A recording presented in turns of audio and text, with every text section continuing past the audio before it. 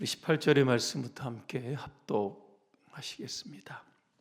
십자가의 도가 멸망하는 자들에게는 미련한 것이요 구원을 받는 우리에게는 하나님의 능력이라. 기록된 바 내가 지혜 있는 자들의 지혜를 멸하고 총명한 자들의 총명을 폐하리라 하였으니, 지혜 있는 자가 어디 있느냐? 선비가 어디 있느냐? 이 세대의 변론가가 어디 있느냐? 하나님께서 이 세상의 지혜를 미련하게 하신 것이 아니냐? 하나님의 지혜에 있어서는 이 세상이 자기 지혜로 하나님을 알지 못하므로 하나님께서 전도에 미련한 것으로 믿는 자들을 구원하시기를 기뻐하셨도다. 유대인은 표적을 구하고 헬라인은 지혜를 찾으나 우리는 십자가에 못 박힌 그리스도를 전하니, 유대인에게는 거리끼는 것이요 이방인에게는 미련한 것이로되 오직 부르심을 받은 자들에게는 유대인이나 헬라인이나 그리스도는 하나님의 능력이요 하나님의 지혜니라. 하나님의 어리석음이 사람보다 지혜롭고 하나님의 약하심이 사람보다 강하니라. 아멘. 십자가의 도라고 하는 주제로 말씀드리겠습니다. 할렐루야. 아멘. 분과 인사하겠습니다. 십자가는 하나님의 능력입니다. 십자가는 하나님의 지혜입니다. 세상에는 많은 종교가 있습니다. 어느 종교를 좋아하십니까, 여러분은?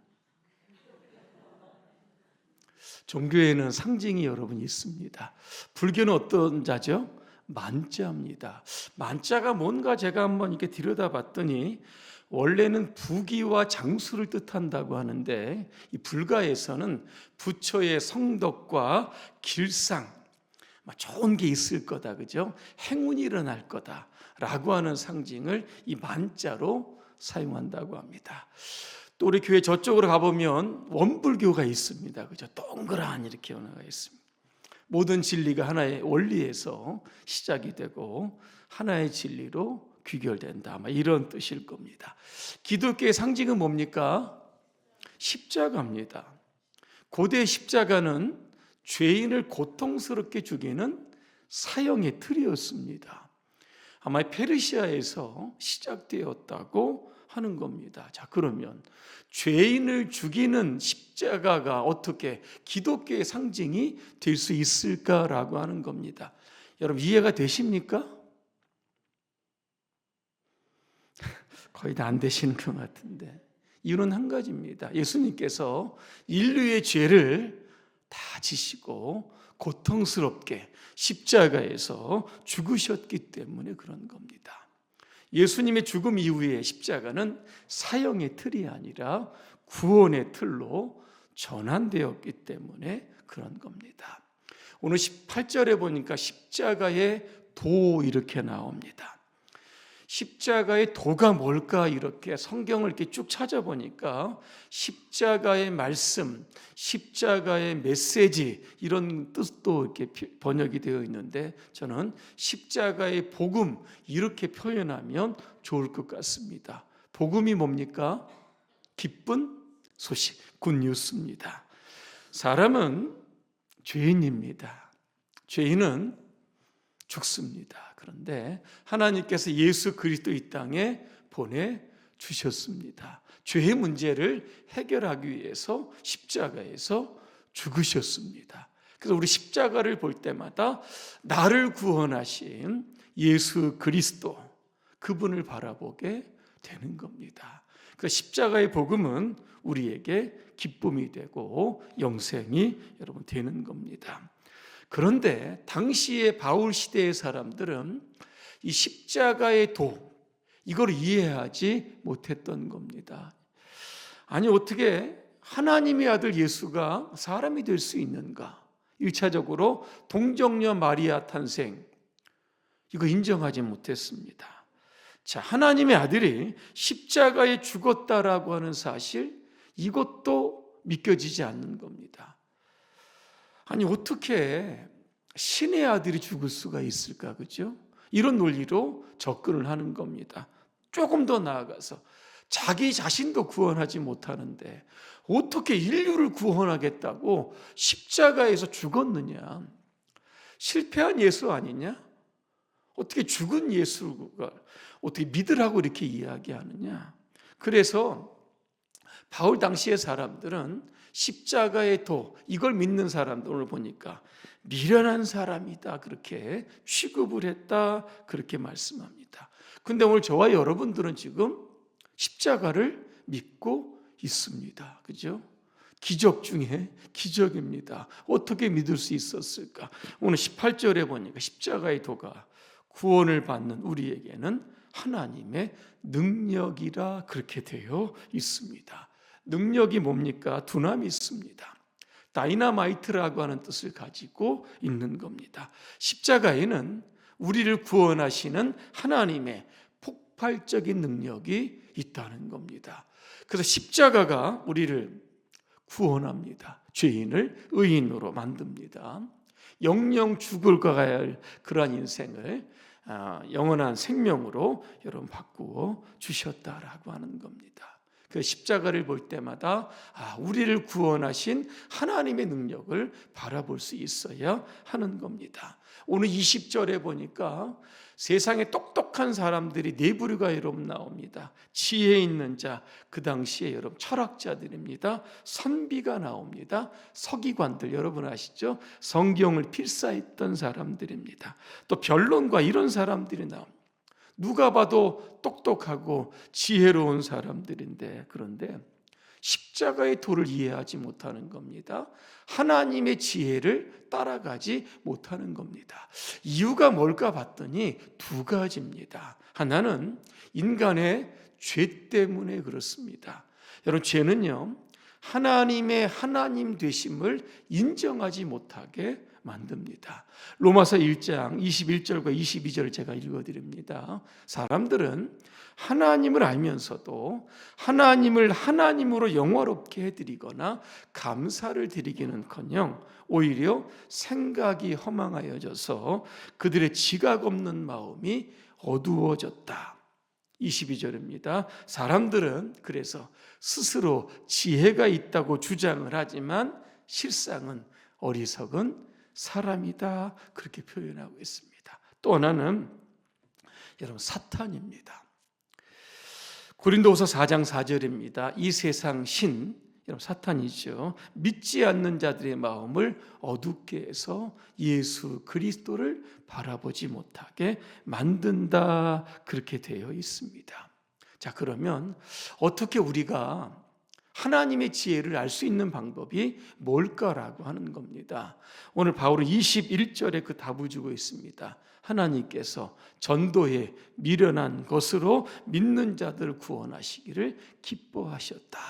전도에 미련한 것, 이게 뭘까라고 하는 겁니다. 전도의 방법들을 가리키는 것일까? 그렇지 않습니다.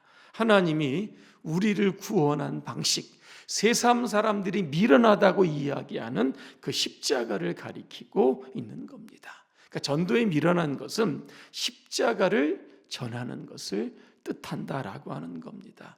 그래서 하나님은 우리가 십자가의 도를 전함으로 말미암아 많은 사람들이 예수 믿고 오늘 구원받기를 원하신다. 그렇게 말씀하고 있는 겁니다. 오늘 22절과 23절에 보니까 세 부류의 사람들이 등장을 합니다. 첫째는 누가 나옵니까? 유대인들이 나옵니다. 유대인들의 특징이 뭡니까? 표적을 구하는 사람들입니다. 여러분 예수님께서 복음서에 보면 많은 표적들을 보이셨습니다. 대표적인 게 뭐죠? 오병이어의 표적도 나오고 또 죽은 자도 살리시고 귀신도 쫓아내시고 병든 자도 고쳐주신 사건이 나옵니다. 근데 무리들은 계속 예수님을 쫓아다니면서 계속적으로 표적을 요구하게 되었다는 겁니다. 왜 그랬을까 이렇게 보니까 유대인들은 아브라함도 그랬지만 모세를 위대한 선지자로 여깁니다. 왜 그랬냐 봤더니 모세에게 그죠? 10가지 표적을 통해서 이스라엘을 애굽에서 구원하셨던 사건이 여러분 있었습니다. 광야 가면서 40년 동안 기적의 만나를 내렸던 사건을 기억을 하는 겁니다. 그러면서 유대인들이 예수님께 기대하는 게 뭔지 아십니까? 똑같은 겁니다. 지금 당장에 10가지의 재앙을 로마에 내려서, 그죠? 로마가 멸망하고 우리가 로마로부터 해방되는 것, 이런 표적들을 계속 구했다는 겁니다. 또 하나, 애굽을, 그죠? 홍해 바다에 수장시켰던 것처럼 동일한 겁니다. 우리를 괴롭히고 억압하고 있는 이 로마 사람들, 당시 지중해 아니겠습니까? 지중해에 좀 수장시키는 표적을 예수님 좀 보여달라, 계속적으로 요구를 했던 겁니다. 40년 광야 만나를 내린 것처럼 우리가 지금 로마 압제하에서 굉장히 배고프게 살아가고 있는데 떡이나 이런 만나를 통해서 우리를 좀 배부르게 해줘라, 그죠? 이런 표적들을 요구하고 있었다라고 하는 겁니다. 마태복음 16장에 보니까 그 바리새인과 사두개인들이 와가지고 예수님께 이런 질문을 합니다. 당신이 하늘에서 내려온 자이면 우리에게 표적을 보여달라 그랬습니다. 그때 예수님께서 이런 말씀을 합니다. 악하고 음란한 세대가 표적을 구하지만 요나의 표적밖에는 내가 너희에게 보여줄 것이 없다, 그렇게 말씀합니다. 요나의 표적이 뭡니까? 요나가 물고기 뱃속에 들어가서 3일 동안 있게 됩니다. 3일 후에, 그죠? 육지에 토해지게 되어서 니느웨에 가서 복음을 전했던 거, 이게 바로 요나의 표적 아니겠습니까? 이 표적에 상징하는 게 뭡니까? 예수 그리스도입니다. 십자가에 죽으시고, 그죠? 사흘 만에 부활하십니다. 40일 동안 세상에 계시면서 복음을 전하셨던 것, 그 사건을 표적으로 지금 말씀하고 여러분 계시는 겁니다. 세상은 무언가, 그죠? 신기한 기적이나 표적을 구해서 자신의 욕심들을 막 기복주의적인 신앙으로 몰고 가고 있지만 예수님의 진정한 표적은 바로 십자가 표적이다. 우리 이거 말씀하고 있는 겁니다. 두 번째, 헬라인들이 나옵니다. 이들이 뭐를 구합니까? 지혜를 구했다. 이 사람들은요, 똑똑한 사람들입니다. 합리적인 생각, 이성적인 생각을 가지고 있던 사람들입니다. 머리로 이해되지 않는 것들은 믿지 않는 사람들이 바로 이 헬라의 사람들입니다.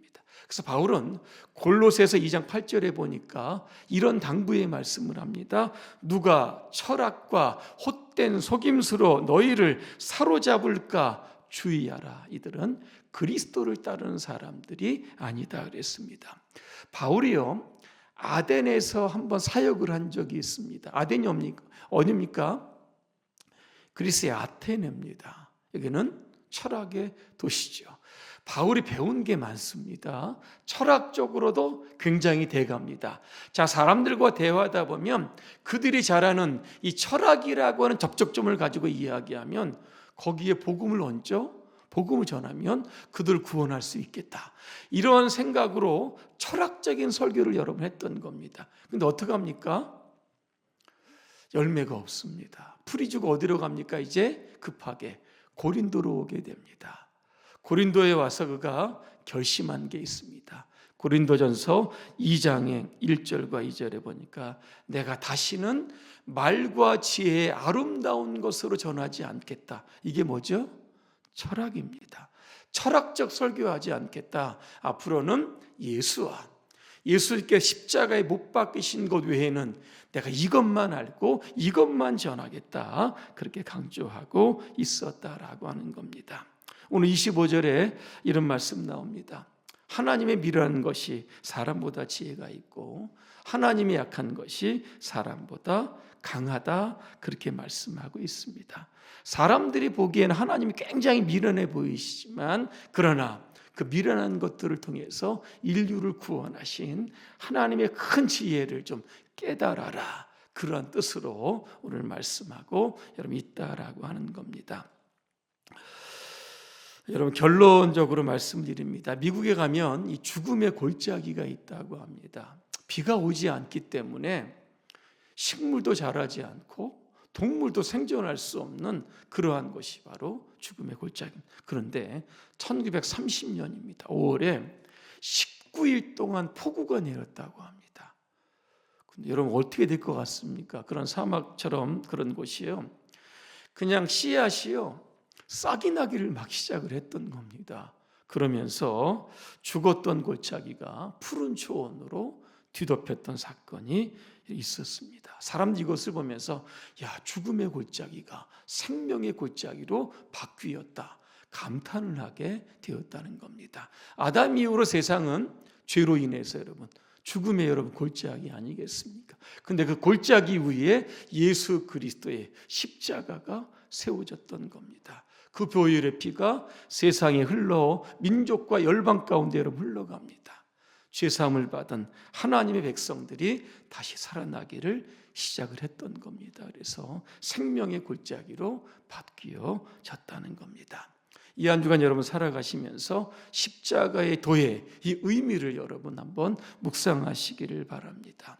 생명을 살리는 이 십자가 여러분 마음껏 여러분 전도하시는 이 한 주간 되시기를 주님의 이름으로 축복합니다. 기도하겠습니다. 좋으신 하나님, 세상은 십자가에 관심이 없습니다. 눈에 보이는 기적, 표적을 따라가고 자신의 욕심과 욕망을 채우려고 하는 그런 시대에 살고 있습니다. 어떤 사람은 너무나 똑똑해서 복음의 내용을 어리석다고 판단하는 세상들입니다. 하지만 십자가의 도는 죄인을 구원하시는 하나님의 능력과 지혜인 줄로 믿습니다. 우리가 일평생 사람의 지혜를 좀 감추고 하나님의 지혜인 이 십자가의 복음을 전하며 살게 하여 주옵소서. 예수님의 이름으로 기도합니다. 아멘.